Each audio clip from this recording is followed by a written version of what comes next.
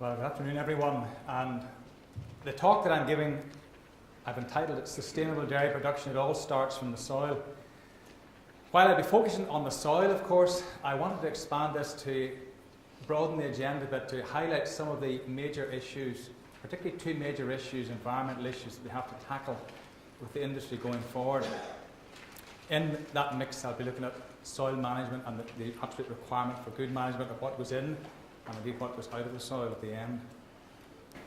By way of introduction, I just want to point out phosphorus is still a major threat going forward, and I'll be highlighting that through this presentation at the start. There's also a dilemma around nitrogen, which has only been realised recently, and I want to just highlight that as well. And I'm going to do a situation analysis of where we need to be going as a dairy industry and how to address these challenges. One of the challenges is to minimise phosphorus loss from farmland or any part of the farm to water. Big issue going forward. Things that we need to do is measure and manage the soil phosphorus, soil potassium status, wiser manure phosphorus management, reduce concentrate P inputs, that's the critical one. I think it's already been mentioned by Ian as well. But relating to this dilemma with nitrogen, there's a tremendous need going forward to maximise nitrogen efficiency. Things like improving soil nitrogen utilisation, reducing manure end losses, and avoiding things like sulphur deficiency, which are really hampering good efficient use of nitrogen resources on the farm. And then I'm going to take a few take-home messages. Okay, turning then to phosphorus. We all know about phosphorus, we've all heard a great deal about phosphorus over the last number of years. But phosphorus is still a major threat going forward for the industry. This graph shows the amount of soluble active phosphorus in 127 rivers in Northern Ireland. And until the last 3 years, phosphorus concentrations in Northern Ireland rivers have been declining, and that has made it easier to justify no further tightening of our nitrates action programme going forward, and that helped us certainly in the last negotiations 4 years ago. In the past 4 years, however, phosphorus levels have been rising again, and this is now confirmed in our latest Article 10 report. And this is a major concern, because this time we're going to the Commission with information we do not want to give them, in a sense. It is going the wrong way. And the Article 10 report has been submitted, but I think it's still sitting with DEFRA at the moment, so the Commission have not seen this information, and yet we have to prepare our review of the Nitrates Action Programme with this information going to the Commission. And the European Commission, while it could insist on a number of measures, and have already been alluded to, extending the close period for slurry application, because we probably lack the length of close period even in this particular year to manage a wet season. But if that is extended to the end of, into February, well into February or the whole of October, it would put a significant cost on the industry in terms of new infrastructure, and that at the moment might be very difficult. Alternatively, they could ask for a ban on slurry application on soils that are already high in P, as has been done in a number of European regions, Luxembourg, Flanders, Germany and Netherlands. And of course that would affect, in the intensive dairy sector, about 70% of the grassland area is already overly enriched in phosphorus, so you remove that from your slurry platform. Or alternatively, as in some other countries, they could impose a zero phosphorus farm balance on all farms. That's happened in Luxembourg, Brittany and Nord Pas de Calais. Currently, the derogation allows a farmer, if the derogation, to operate at 10 or just below. But if you had a zero balance, it would be extremely difficult. In fact, we don't think it would be operatable. So that's the big issue, and it's now more of an issue because water quality has been confirmed to be deteriorating in the sense that phosphorus levels are now rising in a significant number of water bodies in Northern Ireland, and that has to be dealt with. However, there is another dilemma, and I want to explain this dilemma. This graph shows the nitrate levels in 622 rivers in Northern Ireland since 1992. And since about 1996, the concentrations of nitrate in Northern Ireland rivers have been declining.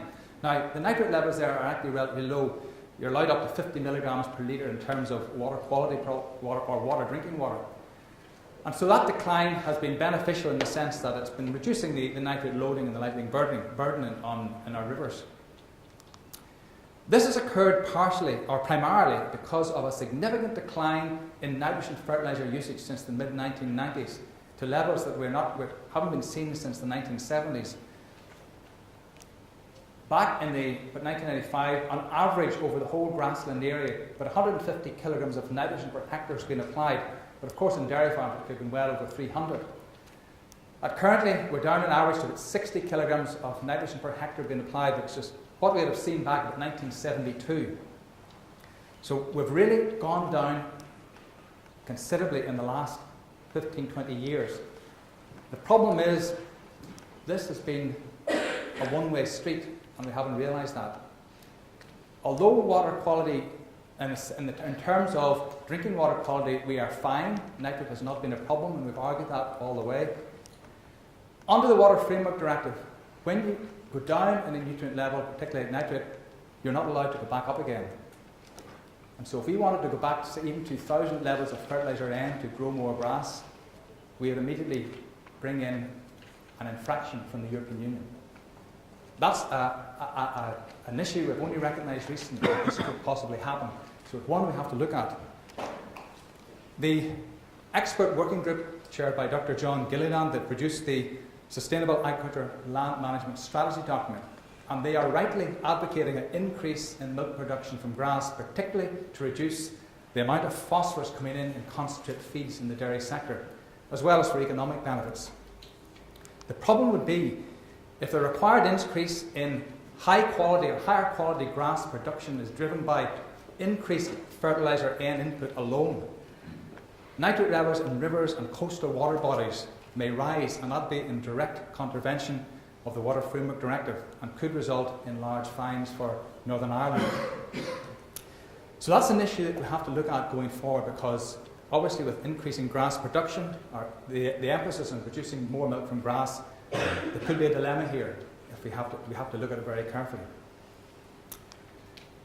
Situation analysis, therefore. To be sustainable, the dairy industry must reduce the phosphorus loading to farmland, and hence the risk of tea loss to streams and rivers, but without simultaneously exacerbating nitrate losses. And they have to do this profitably, because obviously it won't exist unless the industry is profitable. So that's a big ask. We need to minimise phosphorus losses from land to water, and do that profitably. We also need to maximise nitrogen efficiency, and do that properly if we're going to grow more grass for milk production. Okay, turning then to minimising phosphorus losses. There's a real need to measure and manage soil phosphorus and soil potash. Less than 10% of farmland in Northern Ireland is soil tested regularly, and so most farmers really have no idea how much soil P and soil K is available to support grass production, and whether or not additional fertiliser P or K is actually necessary. And in many intensive dairy farms, such as a couple that are shown here to the right, that's the phosphorus status, and you can see it's all in the pink or the red, except for one little field. And this is the K status. A large part of that is always in pink and red, which are above the optimum level. But it's not a big issue for the K in one sense, but certainly for P. And in many intensive farms, fertiliser P and K will be a waste of money, as farmland is already overly enriched in one or both nutrient. Soil testing every 4 years costs less than £2 per hectare per year if you take 4 hectares for one test, and that runs over 4 years. But that could save up to £20 to £40 per hectare per year on the cost of an NPK fertiliser, compared to using maybe straight N or, if possible, an NK fertiliser. Now, one of the problems farmers have been having recently is that, because I've heard farmers saying that they've been using straight nitrogen, but their yields are going down, so they've gone on to an NPK, and they're saying that has benefited their yield, which I've no doubt it is, but they're saying it's benefiting their yield because of phosphorus. I would contend that it's more than likely to be due to the potash. Potash, next to nitrogen, potash is the biggest yield building element that we use, whereas phosphorus will not produce a great yield increase at all, and I suspect it's as a response to the potash. The problem for the farmer is it's maybe more difficult to get the NK fertiliser, or in fact there's maybe little cost difference between an NPK or an NK, and that's an industry issue that has to be tackled, because that extra phosphorus going in is what's actually driving our water quality the wrong way, and will have consequences for the industry going forward. Better management of soil P and K will not only reduce the risk of P loss to water, but it can improve profitability, £20 to £40 per hectare per year. We need wiser manure P management. This graph here shows the The crop pea requirements and the manure production in the different sectors. In the dairy sector, this is what's estimated to be the crop pea requirement for phosphorus going forward, and this is for the beef and sheep sector. This is for the grassland area, and this is the crop pea requirement for the arable area. And based on animal numbers, stocking rates, etc., this is the amount of phosphorus produced by in the dairy manure. This is the amount in beef and sheep manure. And you can see that this particular graph shows that dairy manure production is actually currently more than double dairy crop pea requirement, with little scope to transfer manure to any of the other sectors. There's very little scope, even if you're allowing for the biosecurity issues. And so at the moment, there's a huge surplus of pea in the manure in the dairy industry, and that's why we're having this whole background issue with water quality. Okay, it's going up now, that's partly due to this, partly due to increased fertiliser use. But the fact that we're not getting down to low enough levels to meet good standards is because there's this background of increased use of concentrate pea going through to the manure, so there's actually double the amount of pea in the system that's needed on the land. Now, within individual farms, and this is one here, there may be some scope to redistribute manure away from fields that are close to farmyards, where often the pea really sort of accumulates, partly because of grazing pressure, partly because of slurry, convenience of spreading. Maybe in a distant land parcel, there's a low pea status. You have to be careful here, though. The ground here may not be the right place to be applying it. If it's steep ground near a watercourse, you actually could do more damage by moving your slurry from here to here. So there's limited scope for transfer on many of the dairy farms at the moment.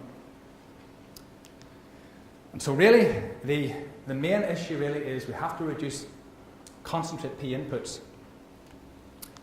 I'm going to show you just a case study using a model that was with help from colleagues at Hillsborough. And we're looking at the current system on an average dairy farm versus an improved quality grass system. It's one of the examples that Dr. John Gilliland and his expert working group have used. This is a typical sort of average sort of 600 kilogram dairy cow producing that number of litres of milk, grazing dates, stocking rates, etc. And these are the system variables. And the key here is to focus not so much on increasing forage production, but forage quality, albeit we are trying to get an extra 1 tonne of grass dry matter utilisation, but of quality grass, the whole system moving into a higher quality system. And you can see here that we're aiming to move from an AME content of 11.2 in grass to 12, 10.7 in forage to 11.5. And doing that will enable concentrate inputs to decline by about half a tonne or just over half a tonne per head. Milk yield will likely go up according to this model, and as a result of this reductions in concentrate pea input, the phosphorus input to the farm will decline and reduce the overall farm pea balance, in this case from 11.3 down to 3, and that's where we'd like to go to. Okay, this is a model, there'll be lots of variations out there, but it's showing the direction of travel.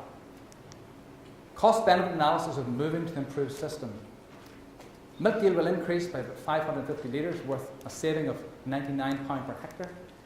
Concentrate use will be reduced, so you're saving £267 per hectare. I can't remember exactly the price I used for that, but I'm using 18 pence a litre for the milk. This is sort of the lower end of the scale to show you just what it would be like under the less optimal scenario. The additional cost for an extra cut of the silage area, and I'm averaging that over the whole platform just for the sake of argument. The extra cutting time, the extra contractor costs £68 per hectare per year. And about an additional 90 kilograms of fertiliser N on the silage area, which I'm averaging over the whole platform in terms of cost, about £19 per hectare per year. And you have a net saving by soil testing and manure distribution on use of P and K, etc. You're getting a saving of 10. So the net saving there is about £289 per hectare per year. If the milk price is at 25 pence per litre, that goes to about almost £450 per hectare per year. Again, it's a model. Again, there's could be lots of debate about exactly where the figures go, but the direction of travel seems to be clear. Now, this strategy has the potential to make dairy farms more profitably, while simultaneously reducing the risk of pea loss to water. However, the increase in fertiliser and N usage, which is an average of 36 kilograms of N per hectare across the grassland platform, could potentially raise nitrate levels in water by 2 to 3 milligrams of nitrate N. That's about between 7 and 15 milligrams of nitrate. That would be difficult, because that would drive water quality the wrong way in terms of nitrate levels would start to go up, and that would be picked up immediately in the Water Framework Directive. And that would be difficult also That extra nitrogen is not only going into the fresh water, but it's actually going into the estuaries where we are actually in breach of the standards are set for coastal and marine waters. We're actually failing, and 50% of that is coming from agriculture in many of these catchments. We need to maximise and improve soil nitrogen utilisation. On grassland receiving regular slurry applications that are high soil nitrogen status, soils can release substantial amounts of mineral iron, particularly in spring. Here we have one here losing up to nearly between 50 and 60 kilograms of nitrogen comes out of the soil in the springtime, with maybe 30 or so for second and third cut later in the season. And in the past, maybe not so much now, you had to take care not to over supply chemical N for first cut, because you had to allow for this extra 50 coming out, but there's an extra 50 we need to sort of capitalise on now going forward.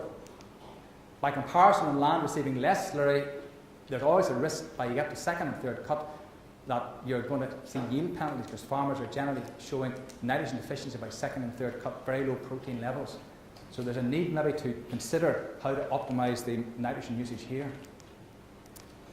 Currently, more than 50% of grassland in Northern Ireland is underlined and at suboptimal soil pH, and with inferior grass species and little or no clover swards down at pH 5.5.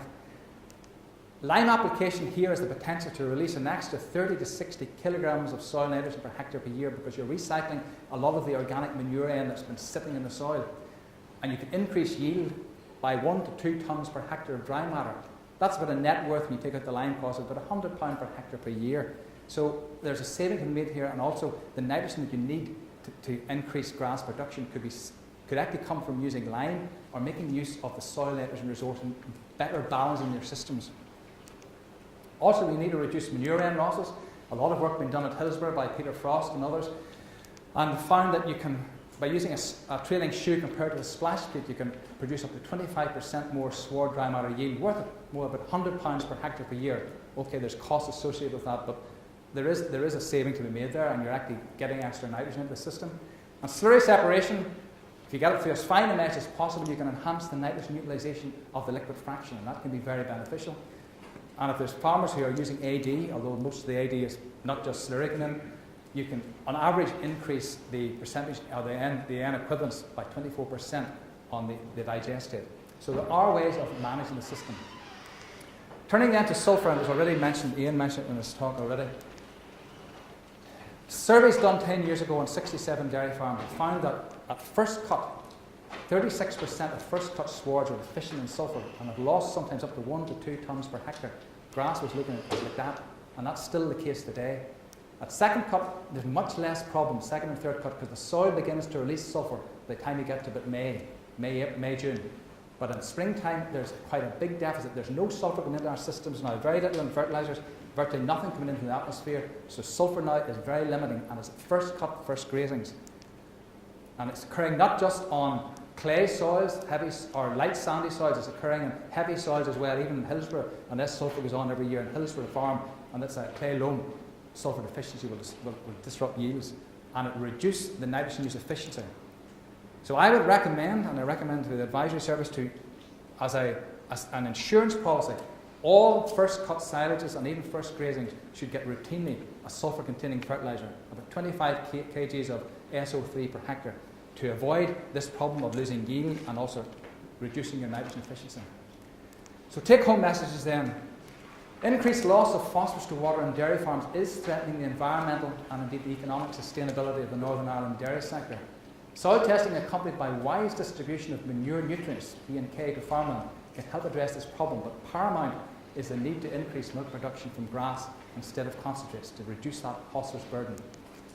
But the required increase in quality grass production, if driven by increased use of fertiliser N alone, now we have to do some fertiliser N, could result in increased nitrate levels in water and trigger infraction procedures under the Water Framework Directive, and that's something we have to bear in mind going forward. To avoid this outcome, more efficient use must be made of soil, fertiliser and manure N resources by refining nitrogen inputs, maybe to allow for that spring release of soil N in well-slurried land, soil testing and liming to release up to an extra 40 kilograms of nitrogen per hectare per year, and use of trailing shoe, slurry separation and AD if you have it, to enhance nitrogen use efficiency. Routinely apply sulphur to make sure that all the nitrogen is captured and utilised efficiently. Collectively, these measures should reduce the risk of P and N loss to water, and could potentially enhance dairy farm profitability by more than £300 per hectare per year. Sometimes it'll be more, sometimes less, but that's potentially the direction of travel. Thank you.